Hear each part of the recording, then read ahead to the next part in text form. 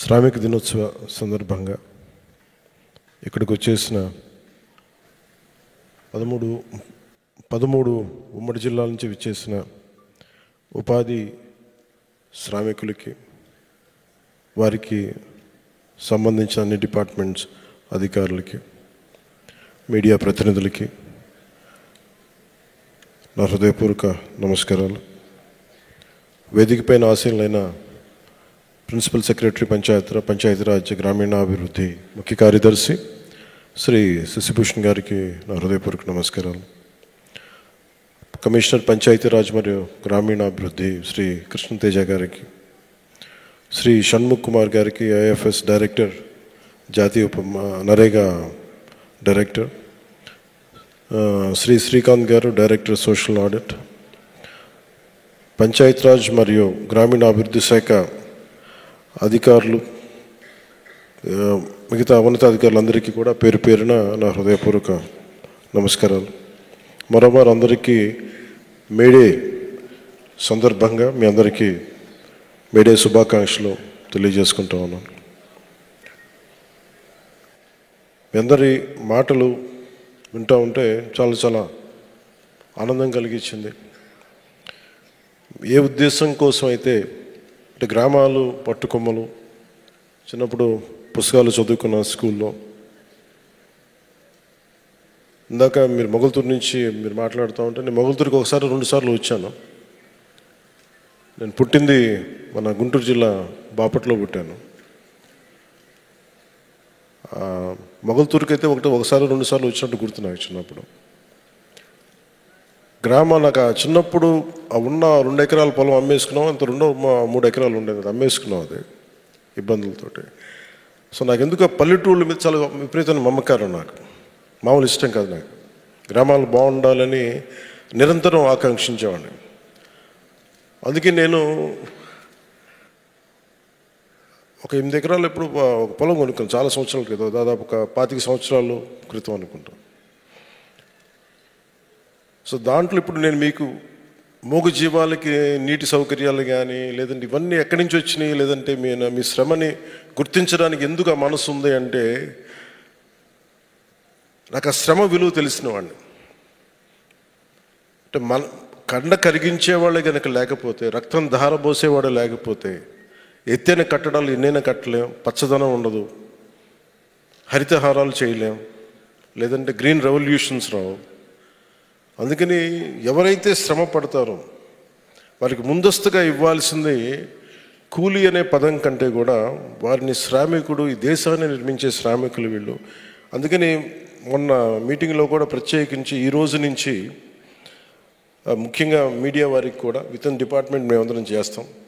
ఈ కార్మిక దినోత్సవం సందర్భంగా మీరు ఉపాధి కూలీలు కాదు, మీరందరూ దేశ నిర్మాణంలో చెమటోడ్చి దేశం నిర్మాణం చేసే శ్రామికులు.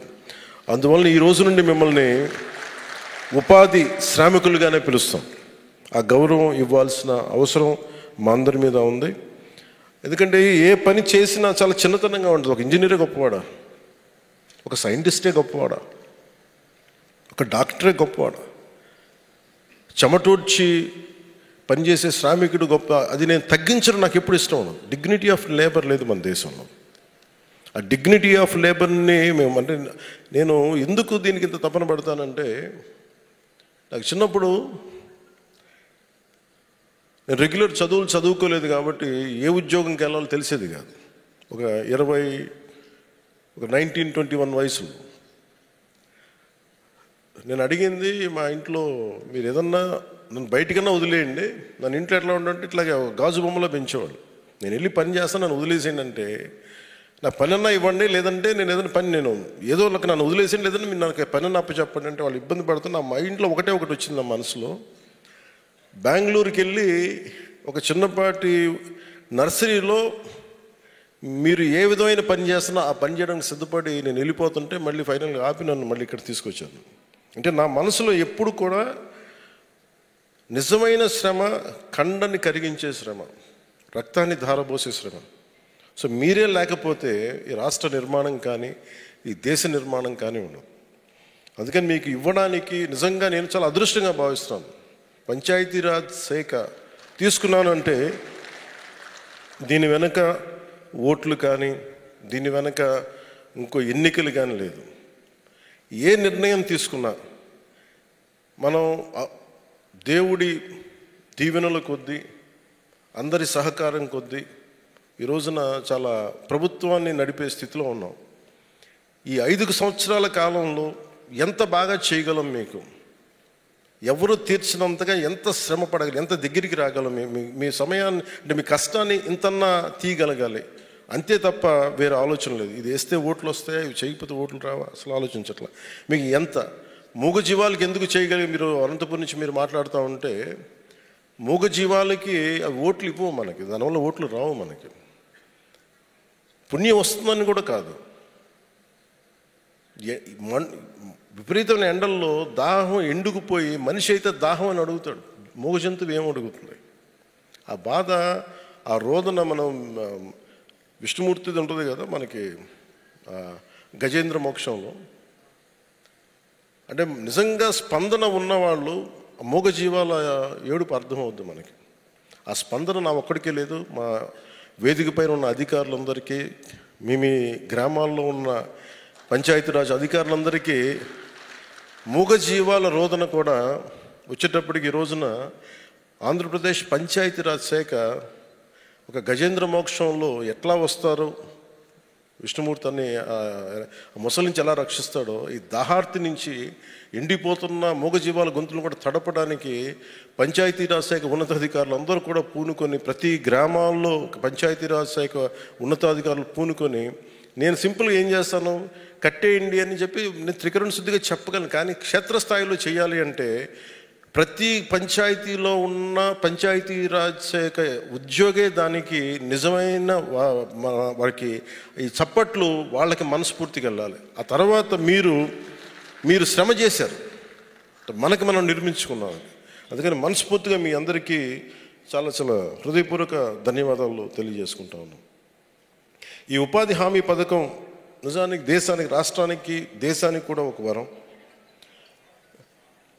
ఈ రోజున ఆంధ్రప్రదేశ్ అప్పులు పాలైపోయిన ఆంధ్రప్రదేశ్ సారా రేట్లు పెంచి సారాని నిషేధిస్తామని చెప్పి వచ్చిన ప్రభుత్వం సారా మీద డబ్బులు సంపాదించి, సారా మీద స్కాములు చేసి, వాళ్ళ సారోల మీద, సారా తాగిన వాళ్ళ సారోల మీద డబ్బులు సంపాదించి 3,200 కోట్లు ఇప్పటికీ తేలిన లెక్క. వాళ్ళు చేస్తుంటే అలాంటి శిథిలమైపోయిన ఆర్థిక వ్యవస్థ చిన్నాభిన్నం అయిపోయిన పరిస్థితుల్లో ఈ పంచాయతీరాజ్ నిధులు రాష్ట్రానికి ప్రాణవాయువు అయినాయి. నిజంగా అది ఆక్సిజన్ అయిపోయింది మనందరికీ. ఈరోజు దాంట్లో మనకి జాతీయ ఉపాధి హామీ పథకం ఈ రాష్ట్ర అభివృద్ధికి వెన్నెముక అయిపోయింది. ఉపాధి హామీ పథకం దాదాపు 46,94,000 కుటుంబాలు, 75,23,000 మంది శ్రామికులు వారి సొంత గ్రామాల్లోనే ఉపాధి పొందుతున్నారు. పోయిన ఆర్థిక సంవత్సరంలో 24 లక్షల పని దినాలు కల్పించాం. 5,10,000 కుటుంబాలకి 100 రోజుల పని కల్పించాం. గత ఆర్థిక సంవత్సరంలో ఈ పథకం కింద 10,669 కోట్ల రూపాయలని ఖర్చు చేశాం. అందులో 6,194 కోట్ల రూపాయలు కేవలం వేతనాలకి. ఇందాక సోదరు అంటున్నట్టుగా 150 అంటే గగనం అంటే 350 రూపాయలు వస్తున్నాయంటే ఎక్కడ లంచాలు తీసుకోకుండా సోషల్ ఆడిట్ ద్వారా అందరికి వెళ్ళాలని ఒక్క నిజంగా కట్టుదిట్టం చేస్తే మీకు ఆ డబ్బులు పెరిగినాయి. దాంట్లోకి వేతనాలకి 6,194 కోట్ల రూపాయలు ఖర్చు చేశాం. వేతనాలకి 4,023 కోట్ల రూపాయలు మెటీరియల్ కింద ఖర్చు చేశాం. మీరు పడే ఈ కష్టం ఈరోజు గ్రామాల అభివృద్ధికి చాలా బలమైన బాటను వేస్తుంది. మీ కష్టం ఫలితంగా పల్లి పండుగలో, అంటే పల్లి పండుగని ఎందుకు పదం వచ్చిందంటే కృష్ణతేజ గారితో కూర్చున్నప్పుడు అసలు జీవం వస్తుంది. ఒక పని ఉన్నప్పుడు 10 మందికి హుషారు ఉంటుంది. ఒక పండగ వాతావరణం కావాలి అంటే అది మన పల్లిని ఒక పండగ వాతావరణం క్రియేట్ చేయాలని శశిభూషణ్ గారు, మన కృష్ణతేజ గారు ఒక మీటింగ్లో చెప్పినప్పుడు వారు ముందుకు తీసుకెళ్ళింది ఇది. అందుకనే పల్లి పండుగ నిజంగా ఈ రోజున ఒక పండుగ వాతావరణం తీసుకొచ్చింది మన పల్లెల్లో. సో పల్లి పండుగలో భాగంగా ఇప్పటికీ 377 కోట్ల రూపాయలు 377.37 కోట్ల రూపాయలతోటి 21,564 గోకులాలు పూర్తి చేశాం. దీనివల్ల ప్రతి రైతుకి నీడపట్టును ఉండటం, వాటికి చిన్నపాటి నీడను ఉండటం వల్ల ప్రతి రైతుకి నెలకి 4,200 రూపాయల అదనపు ఆదాయం లభిస్తాం. ఇందాక మీ మాటల్లో నాకు అదే అర్థమైంది. అలాగే మీ కష్టం ఫలితంగా ఇప్పుడు నాలాంటి వ్యక్తి బాధపడి ఏదన్నా ఒక పాలసీ పెట్టినా కానీ అధికారులు దాన్ని చాలా ఉన్నత మనస్సుతోటి తీసుకెళ్దాం అనుకున్నా కానీ మీ శ్రమ లేకపోతే ఈ రోజున 13,500 పశువుల తొట్టెలు 60.75 కోట్ల రూపాయలతో ఖర్చు పెట్టి పూర్తి చేయగలిగామంటే దీనికి శ్రామికుడికి జై అనక శ్రామికుడికి జయ జయధ్వానాలు కొట్టకపోతే ఇంకెవరికి కొడతాం. అలాగే మీ అందరి భాగస్వామ్యంతో మీ శ్రమ ఫలితంగా 317.91 కోట్ల ఖర్చుతోటి 63,582 ఎకరాల్లో పండ్ల తోటలను పెంచాం. వీటి ద్వారా 41,000 కుటుంబాలు లబ్ధి పొందుతున్నాయి. పండ్ల తోటల పెంపకం ద్వారా ఎకరానికి సంవత్సరానికి ఆదాయం 50,000 రూపాయలు, మొత్తం సంవత్సరానికి 315 కోట్ల ఆదాయం లభిస్తుంది. మీ కష్టం ఫలితంగా మీ శ్రమ ఫలితంగా పల్లె పండుగలో భాగంగా 1,800 కోట్ల ఖర్చుతోటి మన గ్రామాల్లో ప్రత్యేకించి 32,086 ఎస్సీ ఎస్టీ ఇతర కాలనీల్లో 4,000 కిలోమీటర్ల సీసీ రోడ్లను పూర్తి చేశాం. ఈ సంవత్సరం కూడా 4,000 కిలోమీటర్ల సీసీ రోడ్లు నిర్మించబోతున్నాం.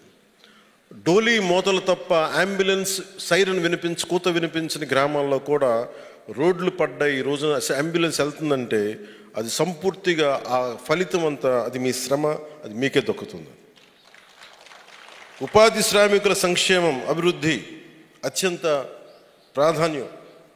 మన నారా చంద్రబాబు నాయుడు గారి గౌరవ ముఖ్యమంత్రి నారా చంద్రబాబు నాయుడు గారి కూటమి ప్రభుత్వంలో ప్రధానమంత్రి గారి సహకారంతో ఈ కూటమి ప్రభుత్వం ఎంత బలంగా వెళ్తుంది అంటే ఈ రోజున ఇన్ని దశాబ్దాల్లో ఎవ్వరు కూడా ఇంత చేయనంతగా చేయగలుగుతున్నాం అంటే త్రికరణ శుద్ధిగా మేమందరం కూర్చొని మీ జీవితాలకి ఎంత మేము చిన్నపాటి ఊత ఇవ్వగలం అన్న మా ప్రధానమంత్రి గారి దగ్గర నుంచి ముఖ్యమంత్రి గారి దగ్గర నుంచి ఆఖరికి మన చిట్ట చివరన ఉన్న సచివాలయం ఉద్యోగుల వరకు అందరూ కట్టుదిట్టంగా ఒకటే మాట మీద ఉంటే మేమందరం మీకు ఈ చిన్నపాటి ఆనందం మేము చూడగలుగుతున్నాం మీ కళ్ళల్లో. ఉపాధి శ్రామికుల సంక్షేమం మాకు చాలా చాలా ప్రాధాన్యం. ఈ ఒకే ఒక్క రోజులు అంటే మొన్న మొగల్తూరులో నా దృష్టికి కృష్ణతేజ గారు పట్టుకొచ్చినప్పుడు వారెవరికి మన ప్రధానమంత్రి జీవన్ జ్యోతి బీమా యోజన లేదు, కొంచెం ఇబ్బంది ఉంది, చనిపోతే డబ్బులు ఎలా ఇవ్వాలో తెలియట్లేదంటే ఆ రోజు మేము ఒక నిర్ణయం తీసుకున్నాం. వెంటనే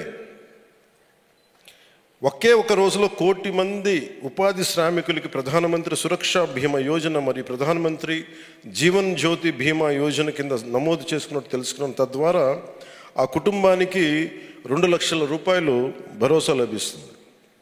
మీరు ప్రతి పనిలో తోడుగా మేము ఉన్నామని చెప్పడానికి నిదర్శనంగా ఉపాధి హామీ పథకం కింద పని ప్రదేశాల్లో గాయపడిన మరణించిన ఉపాధి శ్రామికునికి వైద్య సౌకర్యాల నిమిత్తం ఎప్పుడు 2006 సంవత్సరంలో ఆమోదించిన ఎక్స్ గ్రేషియా పరిహారాలను సవరించాం.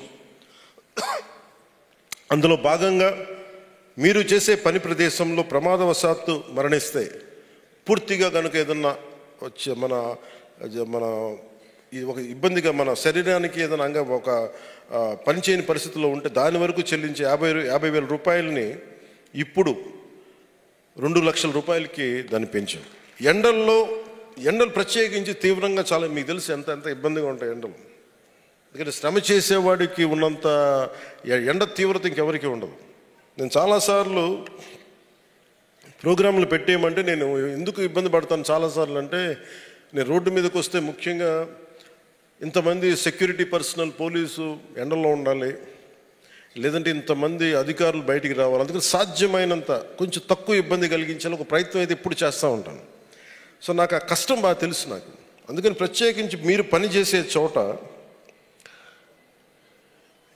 మీరు కనీసం మీరు ఎండలు మీరు దయచేసి 11 లోపు మీరు తొందరగా పని మొదలుపెట్టి 11 లోపు పని మిగించేలాగా మీరు చూసుకోండి. అవసరమైతే పనుల్ని సాయంత్రం 4 గంటల తర్వాత 6 గంటల వరకు కొనసాగించండి, మీకు ఏదైనా డెడ్ లైన్స్ ఉంటాయి. అలాగే గ్రామ పంచాయతీ సహకారంతో మేము ఫామ్ పాండ్స్ కూడా వెళ్ళినప్పుడు నేను మన శశిభూషణ్ గారు మాట్లాడుకుంటా ఉంటే ప్రిన్సిపల్ సెక్రటరీ గారు ఖచ్చితంగా వీటికి మనం ఒక నీడలు ఏర్పాటు చేయాలంటే అక్కడ ఉన్న గ్రామ పంచాయతీ సహకారంతో స్థానికంగా లభించే సామాగ్రితో పాటు ఒక తాటాకులు కావచ్చు, ఈతాకులు కావచ్చు, లేదంటే కొన్నిసార్లు మొన్న నేను ఇక్కడికి వెళ్ళాను, మన అరకు ప్రాంతానికి మనం వెళ్తే అక్కడ పంచాయతీలకు వెళ్తే తాండాలకు వెళ్తే అక్కడున్న స్థానికంగా ఉన్న చిన్న కొమ్మల్ని అన్ని కట్ చేసి అప్పటికప్పుడు ఒక గంట ముందు పందిరేసారు. చాలా చల్లగా అనిపించింది. అలాగే స్థానికంగా ఉండే చిన్న చెట్ల దగ్గర నుంచి పొదలు, వీటి ఏమన్నా ముళ్ళ పొదలు కానీ వాటిని కూడా వేసి మీరు పైన వేసుకుంటే కొంచెం నీడ పట్టున ఉండండి, ఎండపాటున పడకండి. అలాగే ఆరోగ్య సహకారంతో గ్రామాల్లో పని ప్రదేశాల్లో ఏఎన్ఎంలు సేవల్ని అందించడంతో పాటు పని ప్రదేశాల్లో గ్రామాల్లో ఫస్ట్ ఎయిడ్ బాక్సులు కంపల్సరీగా, అలాగే ఓఆర్ఎస్ ప్యాకెట్స్, డిహైడ్రేషన్ కాకుండా ఓఆర్ఎస్ ప్యాకెట్లు అందుబాటులో ఉండాలి. ఒకవేళ అలాంటి అందుబాటులో లేని పక్షులను దయచేసి మా దృష్టికి తీసుకురండి, దాన్ని ఖచ్చితంగా దీన్ని సరిచేస్తాం. అలాగే ఉపాధి శ్రామికులకి ప్రభుత్వం నిర్దేశించిన రోజుకి 307 రూపాయలు వచ్చే విధంగా అన్ని రకాల చర్యల్ని చేపట్టాం. ప్రభుత్వం నిర్దేశించిన వేతనం 307 రావడానికి ఫీల్డ్ అసిస్టెంట్లకి, మ్యాట్లకి అవగాహన కల్పిస్తూ ఉన్నాం. జిల్లా మరియు రాష్ట్ర స్థాయి కమిటీలు వేసి పర్యవేక్షిస్తున్నాం. అంటే ఈ సందర్భంగా నేను ఒక క్యాబినెట్ మీటింగ్స్లో ఒకసారి గౌరవ ముఖ్యమంత్రి చంద్రబాబు నాయుడు గారితో మాట్లాడుతూ ఆయన నాకు తెలియజేశారు ఇది, ఎందుకంటే మేము క్యాబినెట్లో మా అందరికీ తెలియజేశారు. ఎందుకంటే జాతీయ ఉపాధి హామీ పథకం కింద వేతనాలని మొట్టమొదటిగా పెంచింది గౌరవ ముఖ్యమంత్రి నారా చంద్రబాబు నాయుడు గారు. ఈ సందర్భంగా మనస్ఫూర్తిగా మీరు వారికి అభినందనలు తెలియజేయాల్సినవి అని కోరుకుంటాను.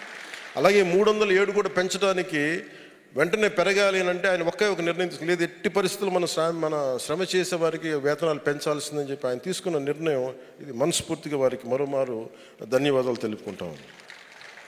అలాగే మీ సంక్షేమం కోసం కష్టపడి పనిచేస్తున్న ఉపాధి హామీ సిబ్బందికి వేతన మొత్తాన్ని బట్టి 3 లక్షల రూపాయల నుండి 30 లక్షల రూపాయల వరకు ఉచిత ప్రమాద బీమా కల్పించేందుకు స్టేట్ బ్యాంక్ ఆఫ్ ఇండియా వారితోటి ఒప్పందం కుదుర్చుకోవడం జరిగిందని మీ అందరికీ తెలియజేస్తున్నాను.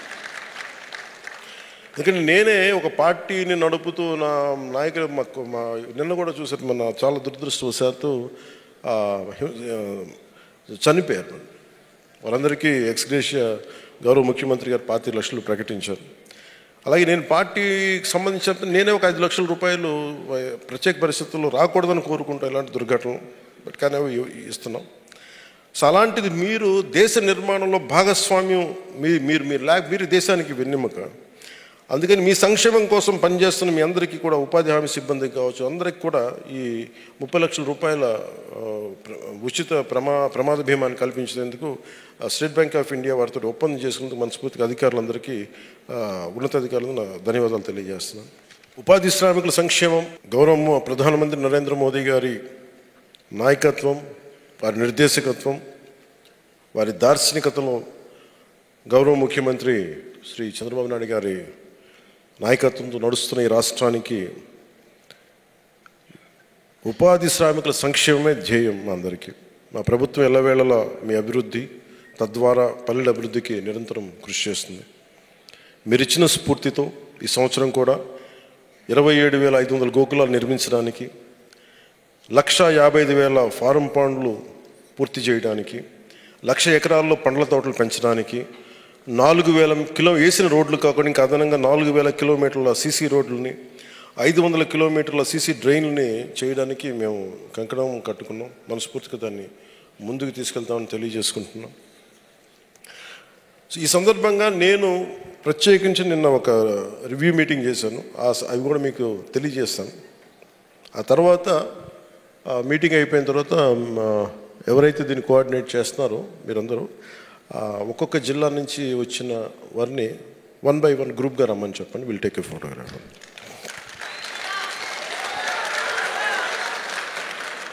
ఇది సమ్మరు అంటే నాకు అంటే ఇది అంటే నేను ఎప్పుడు దారిద్ర్యం, నేను ఎప్పుడు లేమితనాన్ని నమ్మను. నేను ఎప్పుడు మనిషికి విల్ పవర్ ఉండాలే తప్ప. ఇందాక సోదరి పల్నాడు నుంచి వచ్చిన సోదరి కాలు చిన్నప్పుడు పోలియోలో ఇబ్బంది పడ్డా కానీ శ్రమ చేయడానికి శరీరంలో చిన్నపాటి దివ్యాంగం ఉందేమో కానీ మనసులో లేదు. మనసు దివ్యత్వంతో ఉంది. అంటే మీరు అది తలుచుకుంటే చాలు నాకు. నేను అదే గొప్పతనం. అందుకని నేను పని చేయలేను అంటే నాకు దేశం ఎందుకు వెనకబాటుతనంతో ఉంటుందంటే పని చేసేవాళ్ళు కనుక ముందుంటే నేను చాలాసార్లు నేనే పని చేసేస్తాను. అందరి కోసం వెయిట్ చేయను. ఒక కుర్చీ తీసేయాలన్నా లేదా ఒక శారీరక శ్రమ చేయాలన్నా నేను కూర్చోబెట్టి నేను ముందుంటాను ఎప్పుడు. అది నా ఇంట్లో కావచ్చు, నా ఆఫీసులో కావచ్చు, ఒకసారి పబ్లిక్ పోడియం మన పబ్లిక్ ప్లాట్ఫామ్లో కావచ్చు. అందుకని ఎప్పుడు కూడా నా ప్రత్యేకమైన నా కోరిక ఎవరైతే శ్రామికులో పనిచేసే వాళ్ళకి should be given highest respect. ఆ డిగ్నిటీ ఆఫ్ లేబర్ని గుర్తించాలి. ఒక శాస్త్రవేత్తకి ఎంత గౌరవం ఇస్తామో శారీరక శ్రమ చేసే వాళ్ళకి కూడా అంతే గౌరవం ఇవ్వాలి. అది మనసులో ఉండాలి. అది చెప్పి అందుకే నేను ప్రత్యేకించి మీరు ఎందుకు చాలాసార్లు మీరు నన్ను ఎందుకు ప్రత్యేకించి కొన్ని సందర్భాల్లో చూస్తుంటారంటే అది నేను చూపించగలిగే కృతజ్ఞత. అన్నిటిలో భాగంగా నేను నిన్న మీటింగ్స్ మాట్లాడుతూ ఉంటే మనకున్నది చాలా దుర్భిక్షం ఉంది. విపరీతమైన ప్రత్యేకించి కొన్ని జిల్లాలు ఉన్నాయి. ప్రకాశం జిల్లా, అనంతపురం జిల్లా, మన పల్నాడు ప్రాంతం బాగా నీరుండి నీరు అంతా కలుషితం అయిపోయిన పశ్చిమ గోదావరి జిల్లా, లేదంటే ఇక్కడ మన అవనిగడ్డ బందర్ లాంటి చోట్ల ఉప్పు తవ్వితే నీళ్ళు ఉంటాయి కానీ అది ఉప్పులతో కలిసి సెలినిటీ ఎక్కువ, ఉప్పుతో ఉండే నీళ్ళు. అటు శ్రీకాకుళం వెళ్తే అక్కడ గ్రౌండ్ వాటర్ పొల్యూట్ అయిపోయి అక్కడ CKD లాంటి కిడ్నీ డిసీజెస్. సో ఇప్పుడు ఏమైపోయిందంటే రక్షిత నీరు చాలా చాలా ప్రాధాన్యం అయిపోయింది. ఇదివరకులాగా మనం ఒక బావి తవ్వుకు నీళ్లు తాగుదామంటే ఇబ్బందికరమైన పరిస్థితులు. మన కేంద్ర ప్రభుత్వానికి 87,000 కోట్ల రూపాయలు ప్రతిపాదనలు పంపాం. మాకు జల్ జీవన్ మిషన్కి కావాలి అనేది. వాళ్ళు పరిశీలిస్తున్నారు. దానికి యాజ్ ఆన్ టుడే మనకి ఈ రోజుకి 28,000 కోట్లు మనకి అనుమతులు ఇస్తామని చెప్పి భవిష్యత్తులో దాదాపు 29,000 కోట్లు మనకు అనుమతి ఇచ్చారు. భవిష్యత్తు 2028 వరకు మేము దీన్ని కంటిన్యూ చేస్తాం. ఆ తర్వాత అప్పుడు పరిస్థితులను బట్టి చూస్తామని చెప్పారు. కేంద్ర ప్రభుత్వానికి కూడా పరిమితులు ఉంటాయి కాబట్టి ఆల్రెడీ మనం చేయాల్సిన అవి పూర్తి చేస్తాం. దాంతోపాటు అదనంగా పనిచేయాలని ఒక 57,000 కోట్లు కావాలి. ఈ సందర్భంగా నేను నిన్న రివ్యూ మీటింగ్ మాట్లాడుతుంటే అసలు మనకి డబ్బులు లేవు అనుకుందాం. అసలు మనం ఏం చేయాలి అంటే డబ్బులు లేకపోతే, కేంద్రం నిధులు లేకపోతే ఇంక రాష్ట్రం పనిచేయదా?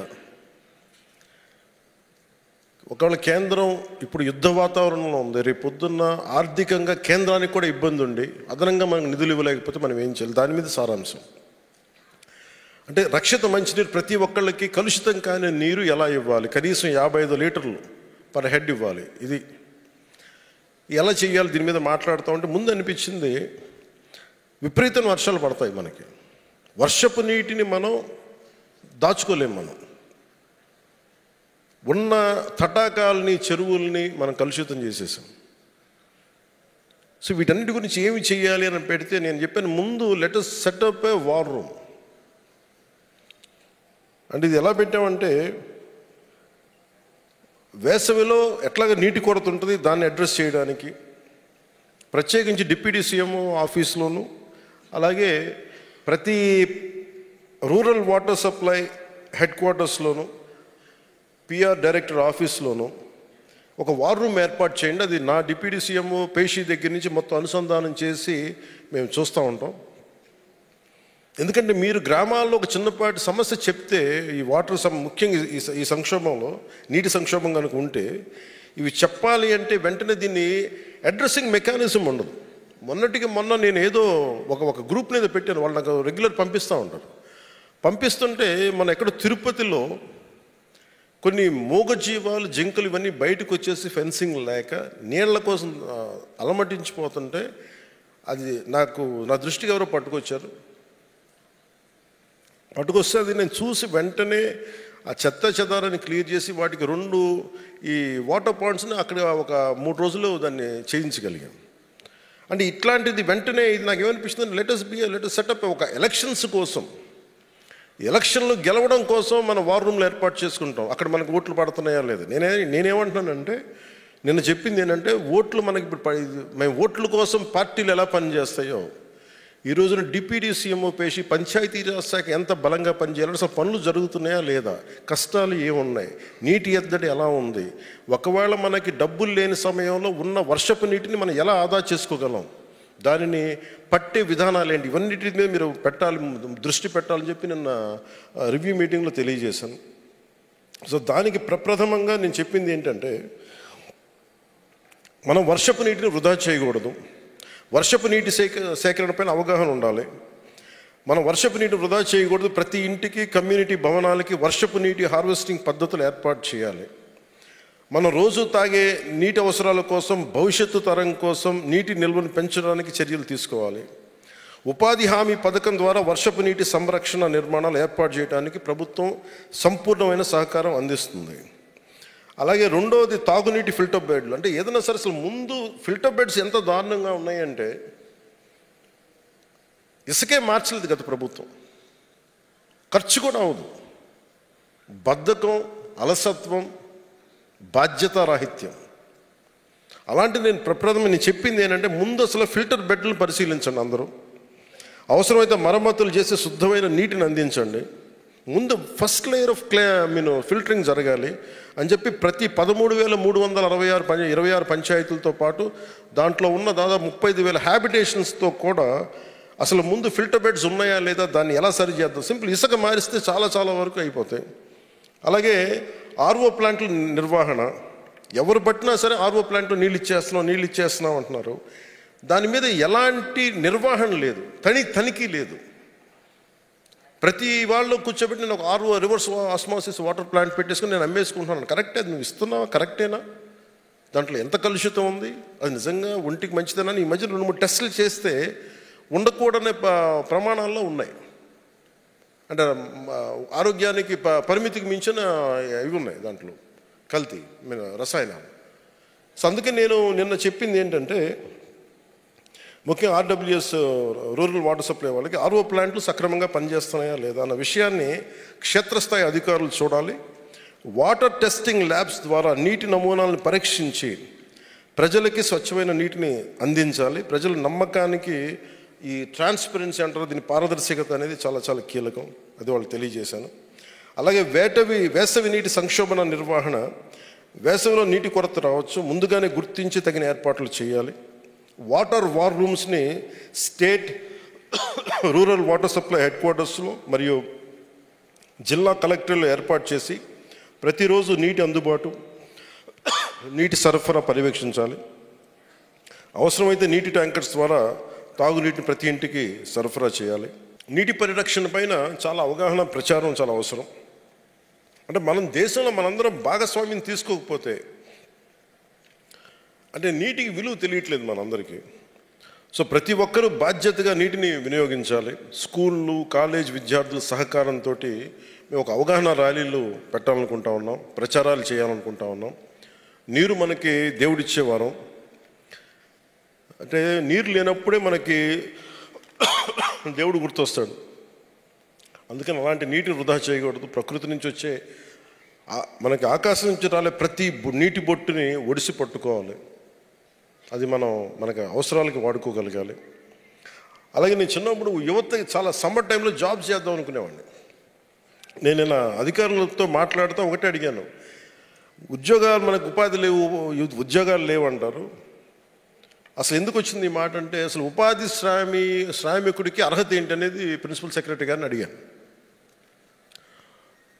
కష్టం నుంచి నేను నా కండ కరిగించి నేను పని చేస్తా అంతే.